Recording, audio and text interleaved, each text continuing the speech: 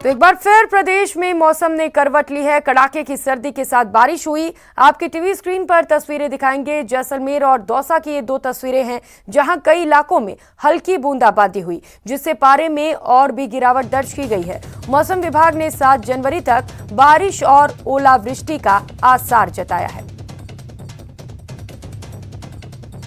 तो जैसलमेर में मौसम विभाग की चेतावनी सही साबित हुई। शहर सहित अन्य इलाकों में हल्की बूंदाबांदी हुई, जिससे तापमान में गिरावट दर्ज की गई। बारिश के साथ शीतलहर से जनजीवन प्रभावित हुआ। स्वर्ण नगरी में मौसम विभाग की चेतावनी के बाद मावठ की बारिश हुई है और मैं कुछ तस्वीरें आपको यहाँ दिखाना चाहूंगा कि एकाएक जो बारिश हुई है उसको लेकर मौसम सुहाना हुआ है, तो वहीं सर्दी एकाएक बढ़ी है। तापमान में गिरावट भी दर्ज की गई है। सड़कें भीगी नजर आ रही है। वहीं अगर बात करें तो जो मौसम है वो कहीं ना कहीं मन को भाने वाला है और लोग घरों से बाहर निकल रहे हैं। जो कपड़े हैं वो भी कहीं ना कहीं बहुत ज्यादा अब लोग पहन रहे हैं। गर्म कपड़ों की जो खपत है वो बढ़ने लगी है। वहीं सोनार किले की जो रौनक है वो सोनार किला भी इस मावठ की हल्की बूंदाबांदी से और अति सुंदर दिखने लगा है। यहाँ पर लोग जो है वो सर्दी से बचने के लिए दूध का जो है वो सेवन करते नजर आए हैं। यहाँ पर रबड़ी दूध और केसर दूध का लोग आनंद उठा रहे हैं। उनसे बात करते हैं किस तरह से जो है मावठ की बारिश की जो चेतावनी थी उसके बाद बूंदाबांदी हुई है, कैसा मौसम? जिस तरह से मौसम विभाग ने जो चेतावनी दी उसी अनुरूप आज शाम का बताया जा रहा था नेट में, तो ये हल्की बूंदाबांदी हुई, उससे मौसम तो खुशनुमा हुआ है और हल्की सी सर्दी में भी थोड़ी तेजी आई है। और यहाँ पर जो टूरिस्ट आए हैं मेरे हिसाब से उनके लिए सोने पे सुहागा का कार्य करने लग गया है। और आप देख सकते हैं टूरिस्ट भी काफी यहाँ पर अपने सभी साधन के साथ आए और वो पूरी तरह से लुत्फ ले रहे हैं। हमने भी यहाँ पर आज व्यास जी के यहाँ दूध का या लुत्फ ले रहे, सर्दी में दूध पीने का आप समझते हो लुत्फ एक अलग है। और जिस हिसाब से चेतावनी थी उस अनुरूप सर्दी काफी बढ़ी है और स्वर्ण नगरी आज देखने लायक इस समय आप देखते हैं हल्की बूंदाबांदी के साथ बहुत ही शानदार नजारा। और कई पर्यटक जो यहाँ पर बजा रहे हैं उन्हें भी इस मौसम का आलीशान लुत्फ मिल रहा है और ऐसा ही मौसम बना रहे। मावठ की बारिश से कहीं ना कहीं सर्दी बढ़ी है लेकिन फिर भी लोग इसका लुत्फ ले रहे हैं। कुछ और लोग हैं, कैसी सर्दी एकदम से बढ़ी है मावठ की बारिश? जोरदार बूंदाबांदी भी हुई है। शाम का मौसम बहुत सुहाना हुआ है। आप दूध का लुत्फ उठा रहे हैं। हमारे यहाँ गोपाल चौक में दूध का बहुत अच्छा रबड़ी वाला दूध मिला है। सर्दी जोरदार सर्दी है और शाम की टाइम बारिश भी हुई है। बूंदाबांदी बहुत आनंद ले रहे हैं। जैसलमेर का सुहाना मौसम है। लोग इस मौसम का लुत्फ लेते नजर आते हैं, लेकिन आने वाले दिनों में सर्दी का असर बढ़ेगा क्योंकि मावठ की बारिश ने तापमान में गिरावट दर्ज करवा दी है और आने वाली 7 जनवरी को ओलावृष्टि की जो संभावना है वो मौसम विभाग द्वारा जताई जा रही है। श्रीकांत व्यास, न्यूज़ 18, जैसलमेर। तो वहीं दौसा में भी बूंदाबांदी हुई। बारिश से जहां किसानों में खुशी है तो तापमान में गिरावट से सर्दी और भी ज्यादा बढ़ गई है। दौसा जिले में बीती रात से ही मौसम पूरी तरह बदला हुआ है। आसमान से बारिश हो रही है, हल्की हल्की बूंदें लगातार पड़ रही हैं। करीब 2 घंटे का समय हो चुका है, लगातार बारिश हो रही है।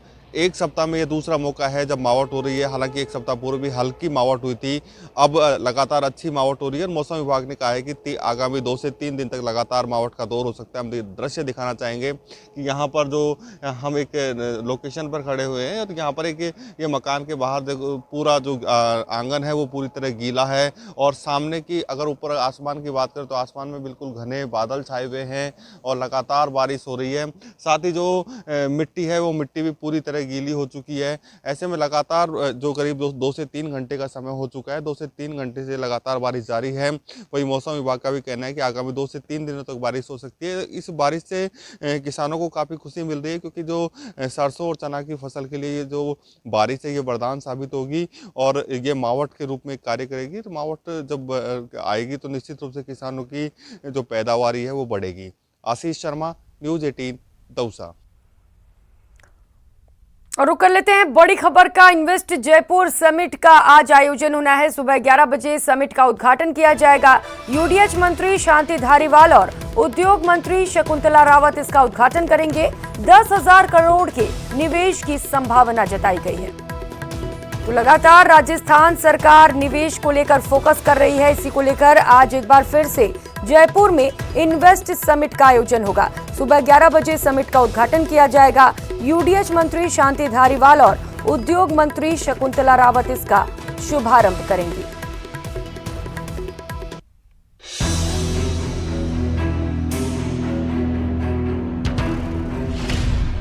इन्वेस्टमेंट समिट की तैयारी। जेडीएम में लैंड एंड इंफ्रास्ट्रक्चर से related, real estate and infrastructure से रिलेटेड जो इन्वेस्टमेंट्स हैं उनको प्रमोट करने के लिए इन्वेस्टर्स को प्रोत्साहित किया जा रहा है।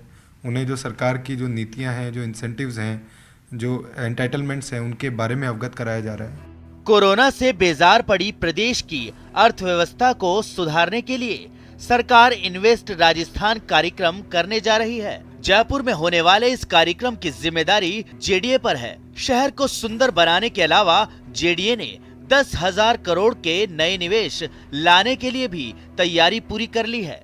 रियल एस्टेट को उद्योग जगत का महत्वपूर्ण पार्ट माना जाता है और अगर इन्वेस्टमेंट समिट में रियल एस्टेट सेक्टर में 10,000 करोड़ रुपए से ज्यादा के एमओयू होंगे तो इससे साफ तौर पर रियल एस्टेट बाजार को तो बूम मिलेगी, लेकिन साथ साथ में उद्योग जगत की उन तमाम मशीनरीज को भी एक रफ्तार मिलेगी जो काफी समय से कोरोना की 2 लहरों के बीच में सुस्त रफ्तार की चपेट में आ गई थी। आपको बता दें कि सरकार के इस महत्वाकांक्षी कार्यक्रम के जरिए जयपुर के कारोबारी माहौल को पूरी तरह से बदलने की कोशिश की जा रही है। इन्वेस्टमेंट समिट में 10,000 करोड़ के निवेश की उम्मीद। मानसरोवर में एम्यूजमेंट पार्क बनाने के लिए होगा एमओयू। जयपुर शहर में नए इंडस्ट्रियल पार्क विकसित करने का एमओयू।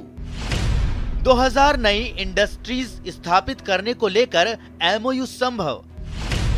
जयपुर में आईटी हब बनाने के लिए भी एमओयू की संभावना। Amusement parks, residential apartments, commercial buildings, office spaces, industrial parks, इस तरह के बहुत सारे प्रपोजल्स आए हैं। अभी तक लगभग 10,000 करोड़ से अधिक के इन्वेस्टमेंट्स के एमओयू तैयार हो गए हैं, जो कि 10-11 तारीख को जो यूडीएच का इवेंट शेड्यूल्ड है उसमें हस्ताक्षरित किए जाएंगे। अब ऐसे में इंतजार इन्वेस्टमेंट समिट के उस दिन का है जब जेडीए के साथ में मिलकर के 10,000 करोड़ रुपए से ज्यादा के एमओयू साइन करने के लिए बड़ी बड़ी कंपनियां जयपुर आ रही है।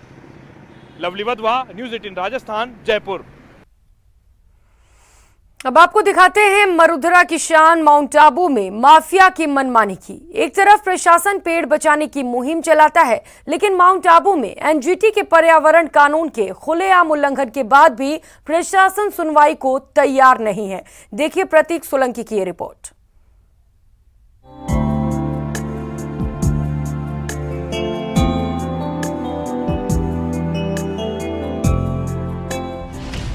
माउंट आबू में ताक पर पर्यावरण कानून। राजस्थान का पर्वतीय स्थल माउंट आबू की जहां पर जो है एनजीटी के नियमों का खुला उल्लंघन देखने को मिल रहा है। वहां पर एक निजी स्कूल में कई पेड़ काटे गए हैं, लेकिन इन पेड़ों को बिना परमिशन के काटा गया है। एनजीटी के नियमों का खुलेआम उल्लंघन। पेड़ बचाओ तो बचेगा जीवन जैसे नारे भले ही प्रशासन की ओर से सुनने को मिलते हैं, लेकिन उसकी हकीकत क्या है ये देखना हो तो राजस्थान के मशहूर पर्यटन स्थल माउंट आबू की इन तस्वीरों को देखें।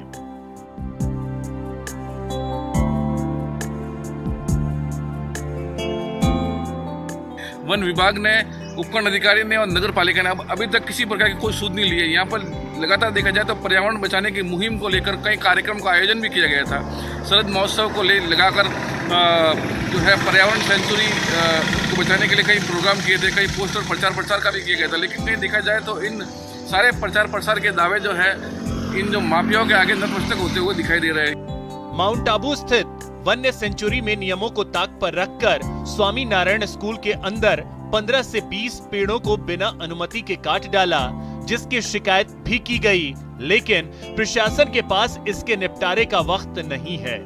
ये कोई पहली घटना नहीं है। माउंट आबू में पर्यावरण नियमों के उल्लंघन की घटना आम है। मैं बात कर रहा हूँ माउंट आबू के स्वामीनारायण स्कूल की, जहाँ पर सैकड़ों पेड़ बिना परमिशन के काटे गए थे। अब देखना यह है कि इन पेड़ के कटाई के बाद भी अब स्थानीय प्रशासन क्या इन पर कार्रवाई करता है। न्यूज़ 18 से प्रतीक सोलंकी, सिरोही, माउंट आबू, राजस्थान। और रुक कर लेते हैं बड़ी खबर का। भरतपुर से बड़ी खबर है, जहां पर गौ तस्कर बेखौफ हैं। कामा में आधी रात को गौ तस्करी का मामला सामने आया। घर के बाहर से गौ तस्करी की जा रही थी। स्कॉर्पियो के जरिए गौ तस्करी की जा रही थी। पुलिस की कार्यप्रणाली पर बड़े सवाल खड़े होते हैं। सीसीटीवी में गौ तस्करी की वारदात कैद हो चुकी है। गौ तस्करी से लोगों में खासा आक्रोश है। वहीं आपको बता दें कि स्कॉर्पियो पर दिल्ली का नंबर प्लेट लगा हुआ था।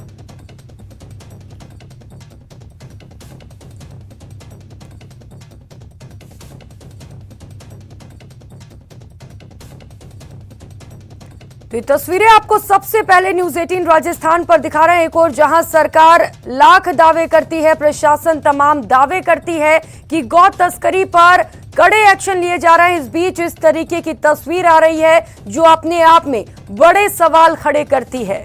तो भरतपुर से ये तस्वीर है जहां पर गौ तस्कर बेखौफ हैं। दीपक पुरी सहयोगी इस वक्त हमारे साथ जुड़ चुके हैं। दीपक, बड़े सवाल खड़े होते हैं पुलिस की कार्यप्रणाली पर। देखिए प्रियंका, बिल्कुल भरतपुर में गौ तस्कर जो है इस तरह से गौ तस्करी को अंजाम देते हैं कि पुलिस को इसकी भनक तक नहीं लग पाती। और पुलिस जब गौ तस्करी को अंजाम देते हैं उसके बाद में पुलिस उनको ढूंढती रह जाती है। कई बार ऐसे मामले जो है देखने को मिलते हैं। और दर्शक सबसे ज्यादा जो तस्वीरें हैं गौ तस्करी की वो भरतपुर से देख पाते होंगे कि किस तरह से जो गौ तस्कर हैं वो नए नए तरीके अपना करके और गौ तस्करी की वारदात को अंजाम देते हैं। अब जो गौ तस्कर हैं वो लग्जरी गाड़ियों से जो है गौ तस्करी कर रहे हैं। जिस तरह से आधी रात की ये तस्वीर है प्रियंका, जिस तरह से गौ तस्कर आते हैं और गाड़ी जो स्कॉर्पियो गाड़ी है उसमें एक गाय जो है उसको जबरदस्ती से निर्मम तरीके से जो है उसको गाड़ी में बिठा करके और ले जाते हैं और पुलिस को इसकी भनक तक नहीं लगती है। ये पूरा जो मामला है वो कामा कस्बे का है। सीसीटीवी कैमरे में ये वारदात कैद हो गई। अब उसके बाद में जो आसपास के मोहल्ले वासी हैं और गौ प्रेमी हैं उनमें खासा आक्रोश देखा जा रहा है। पुलिस के खिलाफ भी वो जो है काफी नाराज दिखाई दे रहे हैं। आक्रोश देखा जा रहा है क्योंकि दावे तो तमाम किए जाते हैं लेकिन इस तरीके के वारदात अक्सर देखने में मिलते हैं। अभी पुलिस का पूरे मामले पर क्या कुछ कहना है? सीसीटीवी फुटेज भी सामने आ चुकी है, क्या कोई कार्रवाई हुई है अब तक? देखिए, अभी तक कार्रवाई की बात की जाए प्रियंका तो अभी तक इस पुलिस को इस मामले की भनक तक नहीं है। ये सबसे पहले न्यूज 18 राजस्थान दर्शकों को दिखा रहा है कि ये तस्वीरें हैं किस तरह से गौ तस्करों ने अंजाम दिया है। उसके बाद में जब हमारी अब अधिकारियों से बात हुई तो उनका ये कहना है कि अभी हमें इस मामले में जानकारी नहीं है, जानकारी करवाई जा रही है और जो भी गौ तस्कर है उनके खिलाफ कार्रवाई की जाएगी। लेकिन प्रियंका, साफ तौर पर देखा जाता है कि जो पुलिस है वो सिर्फ आश्वासन देती है। कभी भी गौ तस्करों के खिलाफ पुलिस जो है कड़ी एक्शन जो है कार्रवाई नहीं कर पाई है। अगर पुलिस गौ तस्करों के खिलाफ कार्रवाई भी करती है तो या तो वो वाहनों को जब्त कर लेती है और गौ तस्करों को जो गौवंश है उनको मुक्त करा देती है। गौ तस्कर जो है पुलिस के चंगुल से हर बार फरार हो जाते हैं। कभी भी पुलिस ने कार्रवाई में गौ तस्करों को गिरफ्तार नहीं किया है और ये लाख दावे किए जाते हैं प्रियंका की गौ तस्करी को जो है रोका जाएगा। राज्य सरकार भी अब गौशाला खोलने के जो है प्रयास कर रही है। गांव-गांव में गौशाला खोलने के जो है प्रयास किए जा रहे हैं। लेकिन इस तरह से देखा जाता है कि मेवात क्षेत्र में सबसे ज्यादा जो गौ तस्करी की वारदात है, राजस्थान में शायद सबसे ज्यादा गौ तस्करी की वारदात है वो भरतपुर जिले से देखने को मिलती होंगी। लेकिन कभी भी एक पुलिस की तरफ से कोई भी बड़ी कार्रवाई यहाँ पर देखने को नहीं मिली है। और आम तौर पर देखा जाता है कि आए दिन गौ तस्करी की जो वारदातें हैं उनको गौ तस्कर अंजाम देते हैं और नए नए तरीके अपनाते हैं। कभी बिल्कुल दीपक, अक्सर ये देखने में मिलता है कि गौ तस्कर मौके से भागने में कामयाब हो जाते हैं और यही वो बड़ी वजह है कि लगातार इस तरीके के वारदात होते रहते हैं।